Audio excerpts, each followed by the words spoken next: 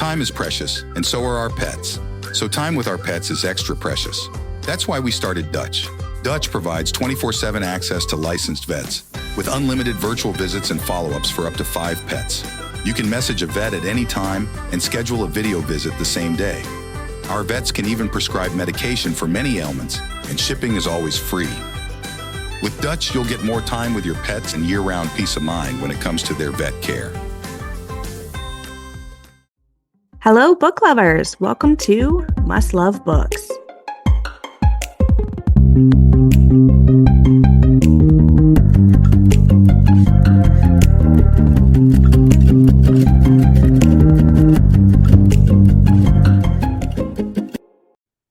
Hello and welcome back to Must Love Books podcast.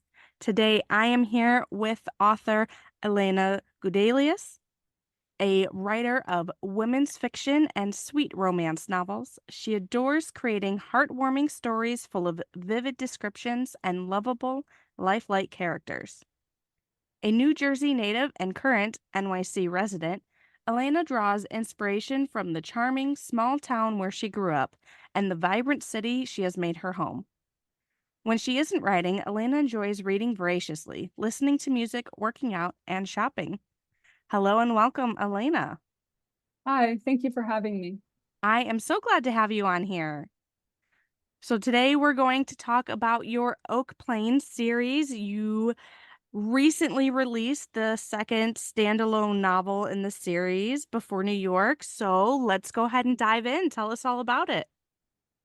Okay, so I released the first book, After the Music, back in 2023. And that book is about a small town country singer who left her hometown after a family tragedy occurred. And then she returns to her town of Oak Plains in hopes of rekindling her music career. Once she returns, she kind of reconnects with an old friend from her past who works at the local hardware store in town. And she soon realizes that he might just be the inspiration behind her next hit and maybe something more. And book 2 is it's interconnected standalone. So you can read book 2 without having read book 1. And it's called Before New York. In this book, career-minded Eden, well, she also lives in Oak Plains, and her career as a freelance legal writer is stagnating. She has dreams of working in New York City, and when she sets off towards the city to collaborate with a top Manhattan-based lawyer, she realizes she's met her match. Lucas, the lawyer, is incredibly driven just as much as she is, and maybe a little too driven for his own good. As they both race towards their lofty goals, Eden and Lucas realize that they're losing sight of what matters most in life and try to give each other the wake-up call they need while their professional relationship blossoms into something more. So you mentioned that you also grew up in a small town and moved to the big city. How much of that transition helped to inspire your novels? It played a really big role in both of my books.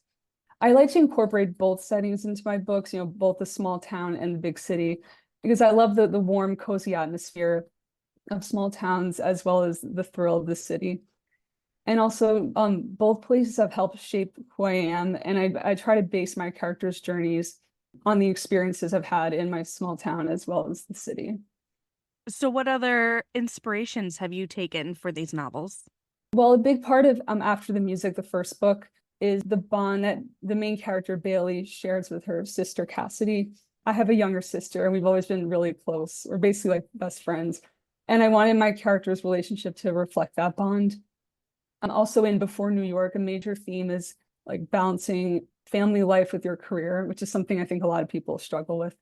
So I've definitely made that a major focus of my book. And some of my readers have actually told me that they identify with my character's struggle with imposter syndrome, which is something that I've also experienced. So I did touch on that a lot in my second book. Well, I personally love a book with such relatable themes and characters. And I think it's really great to be able, for readers and for the author as well, to be able to find a little bit of yourself in the stories that you're reading. Right. Thank you. You're welcome. So what is your writing process like? Are you a planner? Do you just kind of fly by the seat of your pants? How do you go about creating these stories? I am a bit of a planner. I don't meticulously plan out like the entire novel, but I usually start by putting together a very rough outline that kind of contains the bare bones of the story. So like the inciting incident, the midpoint, the resolution. Then, later on I'll start to outline the characters' main motivations and figure out like what obstacles they'll face on the path towards their goals. I usually write in the early stages, I write everything down in a notebook, because I am old school like that.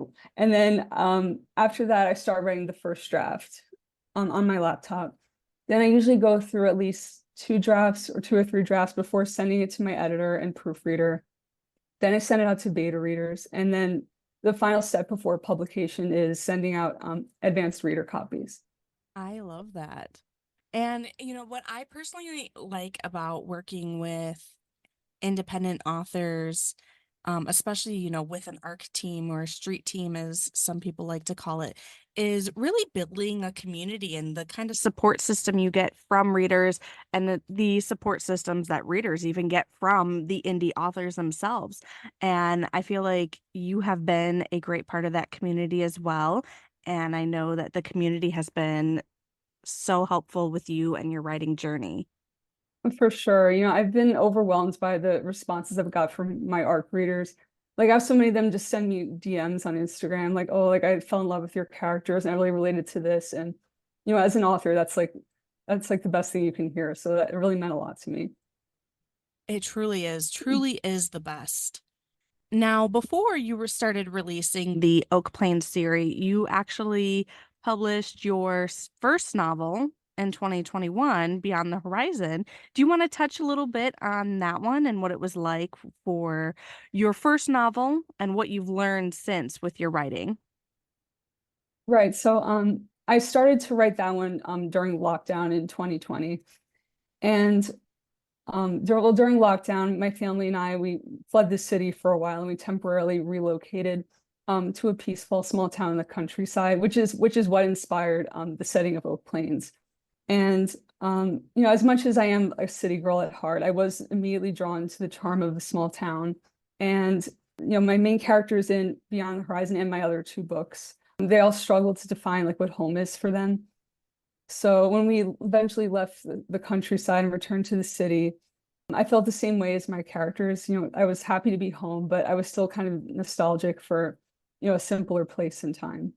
And I love how you've been able to take that and really bring it to your stories to the point where the setting is almost like a character of its own. Right, yeah. So, what did you learn from first releasing Beyond the Horizon and working through your novels? As an independent author, a lot of the publishing is done yourself. And so, what have you learned and what tips would you have to share to others starting to embark on their own writing and publishing journey? Well, I think a big part of it is just being consistent, like showing up, and you have to do a lot of like posting on social media as an indie author, connecting, networking with other authors, advertising. There's a lot of steps, but I think it's important to just take everything like one step at a time. And, like I said, just be consistent. Like it takes time. It doesn't happen overnight for most people. So just putting in the work and like being consistent, it will pay off over time. I love that. So, I am going to have us play a little game. Okay. We're gonna do a little bit of a bookish Mad Lib. Have you done Mad Ooh. Libs before? I haven't done it in a while, but yeah, I used to when I was a kid.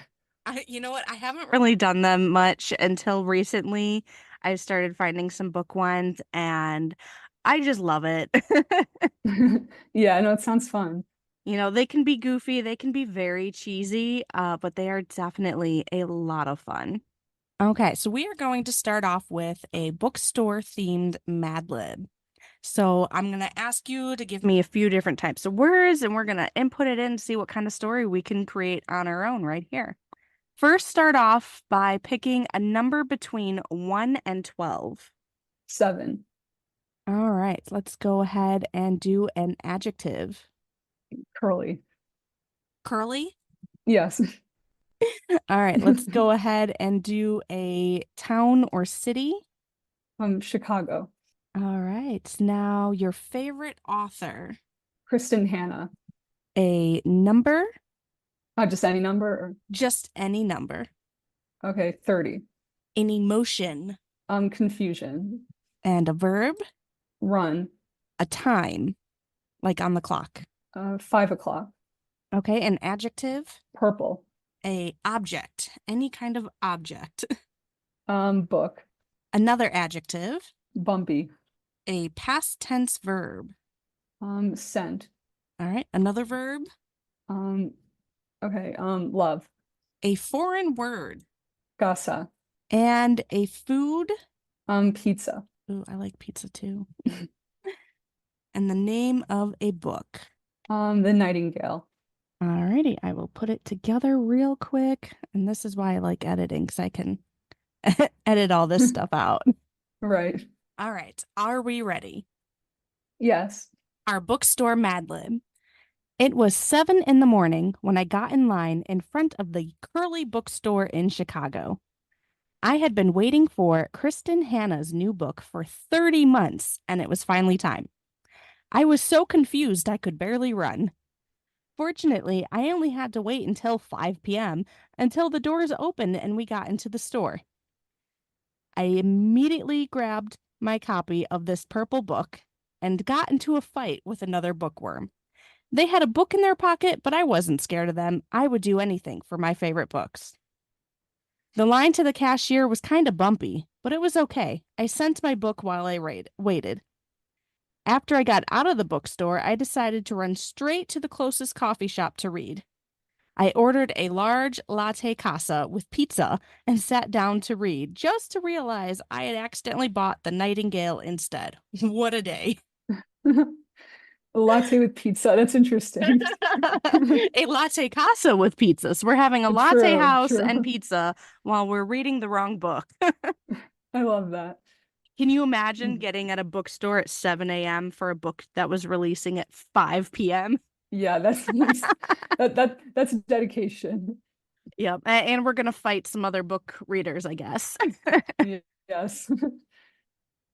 Oh, that was so silly. I just can't get enough of those silly little Mad Libs. That was funny. So I have one more game for us to play. This one it's kind of hard just because it's a lot you have to think of, but it's called 5 Things. So we're going to start off with, for each 5, you have 5 that you pick, then 4, then 3, then 2, and then 1 thing. So we're going to start off with 5 books that you have read, just any 5 books that you've read, whether you liked them or not. Okay. I'll start with Firefly Lane by Kristen Hannah. Do I have to include the author or? Oh, yeah, go ahead. All right. Firefly Lane by Kristen Hannah. The Simple Wild by K.A. Tucker. The Housemaid by Frida McFadden. Flawless by Elsie Silver. And A Not So Meet Cute by Megan Quinn. Oh, that one is on my list. Was it good? Oh, it was so good. I loved it. It sounds adorable. Yeah, Megan Quinn is so good with the banter. It was so fun. Yeah, like a great for a rom-com. Yeah. So next we have 4 genres or tropes, so you can pick either, that you love to read. Okay. Romance, friends to lovers, women's fiction, mystery. That was 4, right? Yeah. Okay. I lost count.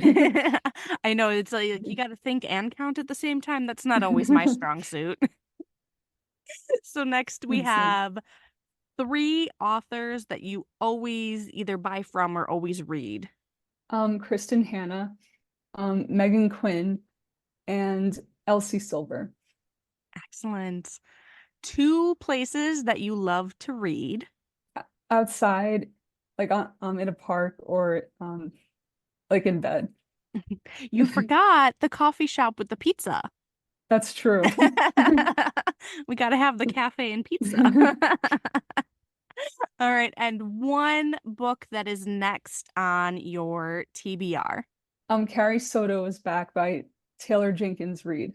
Oh, yeah, that one's on my list too. Yeah, I'm excited to read it. Yeah. Did you read Daisy Jones and the Six? No, I haven't. That Have one you was read pretty it? good. Yeah, I read it Uh, pretty recently and I enjoyed it. It's not normally what I pick up, but I just kept seeing so much about it on like Bookstagram and Book Talk that I yeah. had to give it a try. And then I actually watched the Amazon series first before I read the Oh, book, and I did like that. yeah, I've heard good things about the book, so. So, are you working on a third book for your series? Yes, it's very I don't even have a title yet. It's very I only have a few plot points plotted out right now, so it's still early, but I will be teasing more on my Bookstagram. So the female main character is an artist and the male character works in a record store. That's all I have right Ooh, now. I love that. A little bit of a sneak peek. I love that. It's all a little under lock and key. So, do you have any other kind of messages that you would like to share with our listeners today? I just want to say like how grateful I am to be part of such a supportive book community. Because being an indie author isn't always easy, but the readers really make it worthwhile. Especially on Bookstagram, readers aren't shy about their love for indie authors, and their outpouring of support is what makes our dreams possible. And we really love our authors. We do. Thank you. And we are so happy to have you as part of the book community, as an author. And I love connecting with you, over Instagram as we do. I love seeing the updates with your series. And I can't wait to see what's coming next.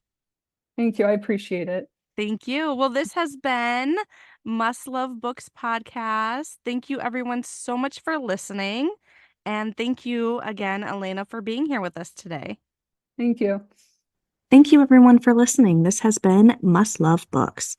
You can find us on Instagram, Facebook, and Patreon under @MustLoveBooksPodcast.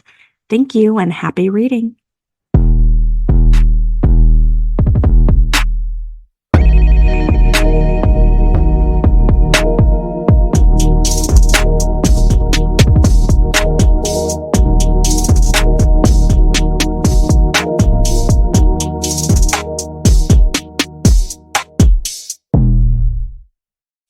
If you love to travel, Capital One has a rewards credit card that's perfect for you.